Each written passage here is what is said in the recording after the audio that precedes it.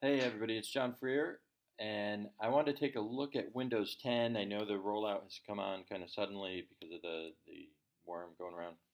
Um, it is fairly easy to get used to, but it is different, and so I want to make sure you can get to what you need to get to over the next week, and then going into next year, since this will be our operating system. Oh, sorry about that. When you go to a computer and it's showing Windows 10, some people have been a little confused because you may just see a pretty picture and then the time and date in the corner. Just click any key or click the mouse, and this page will come up, and you can actually just log in with your username. I have this set in a different program. And then obviously your password,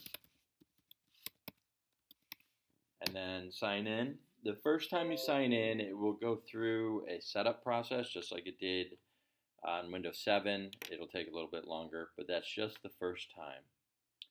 All right, so now as we navigate some of the things that you typically do on the computer, on Windows 7, the start menu is in the bottom left. That's true for Windows 10 as well, and you can click on that to access a whole bunch of things. Might as well look at this first column here, the power button. That's where you can actually restart it, shut down, all that. You really shouldn't have to do any of that except for maybe restart occasionally. Settings gets into settings. If you click on it, it'll open up a whole page of different things. Maybe your printers that are attached. We'll talk about in a different video the apps and defaults and things like that. But all your settings are in here, and you can just X out of there as well. Back to the mouse. Don't worry about that's my Mac here. And then finally the person icon here, you see that's me. If I click on it, I get some options. Because of the computer I'm showing this on, yours will look a little bit different, maybe give you a couple different options. You can sign out. That's how you get out of here and log out of the computer. You'll probably also have switch user in there as an option, and you can do that as well. That, by the way, is a way to keep, if you have a program doing something, say you're transferring some files to Gmail or to Google Drive, and you want to walk away, you can hit switch user, and that'll continue to run in the background while you're off doing something else. All right, so that's that first column. Here we have the programs, and in Windows 7 you had programs, you just had to click on program somewhere along the bottom. Here they show right away alphabetically all the programs that you have installed. And so, for example, maybe I want to get to Google Chrome. I can log down or scroll down, and there's Google Chrome. And I could open it from there. One of the things you'll notice that is different is all of this stuff. All of these start menu items. And the nice thing is it's customizable. So I think everybody starts out and they have this Xbox one.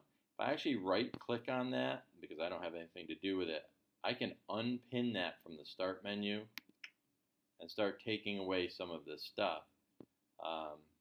Unpin, I don't know, I really don't need, oh, see, accidentally opened it instead. And that's what I'm trying to avoid. So it's always just a right-click, and I can get rid of as much of this as I want to. Why don't we get rid of the news? Because what good news is there?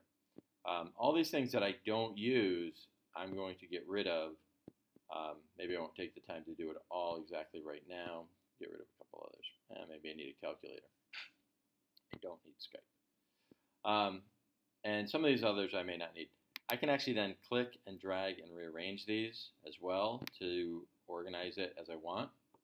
Now, just like I can get rid of things that I don't want, I don't really need the store here either. I can get programs at easy access or faster access to programs that I do want. So if I go to Google Chrome, something I use often, I can pin that to the start menu. Or I don't know if there's anything else here that I really need too much of. Let's pretend I need Pandora for now. I don't, but pin that to the start. And again, I can rearrange these to whatever order I want. We'll get rid of Pandora because who needs that? All right, so that's how I can organize and set up some of this area so that it's a little more customized for me. By the way, you can also, if I click on this and open Chrome, one of the things that will come up is along the taskbar here, I'll see the Chrome icon. Sorry about that. If I actually click on that, double or right click, excuse me, I can hit pin to taskbar. A lot of people don't know about this one. X out of there, and Chrome will always be available. Now it's just a nice quick little click, and I can open. And you can do that with a number of things. You can see I have a remote app here, remote desktop, and TeamViewer, and some other things. Okay, so that's your programs. If at any point you can't find something, just go to this bar and search for it, and you should be able to. Now that I've gotten rid of Pandora, I can't find it. Start typing Pandora, and it'll pop up, or whatever app. Sometimes they're called apps on here, or programs that you have running. All right, another thing that people are needing to do and getting just a little confused on, typically they find it, is finding their server folders. I know everybody has been using that for years and years, and hopefully is in the process of transitioning to Google Drive. But in the meantime, you do need to get to those folders. And that's actually pretty easy as well. Down here at the bottom, you'll see the folder that is your File Explorer. And if I click on it, here's what will open up. And I can see a bunch of things that it's giving me: quick access, recent folders, frequent folders, stuff like that. Kind of learns your habits. But I still don't see my JFreer folder that is on the server. I actually have to click this PC, and there it is. It looks full, but it isn't. It's got very little in it. If I double click on that, it opens up, and there are all my folders. To save a click, really, I can actually right click this, and one of my options is to pin to quick access right here. And you'll notice now, here it is over there. Okay? And I can also then right click on that and say pin to start menu. If I come back here, there he is. So you can, like I said, you can make this your almost one-stop shop kind of place where it's just like, oh, I need to get to my folders. There, go right from the start menu. And that's true of other folders too. So if I go to staff groups, let's say, and I have a folder that I want to get to, I'll scroll down. Here's IT. Okay. If I highlight that, you can see I can pin that to quick access. And there he is. And then if I right click, I can pin it to the start menu. And all those folders become a little bit easier to get to for you. Windows 10 should remember your settings just fine, but there's my IT folder, there's my JFreer folder. Maybe I want to put those together a little bit so that it makes sense to me. And I can organize these any way I want. That thing kind of bothers me, I guess, because it's not symmetrical.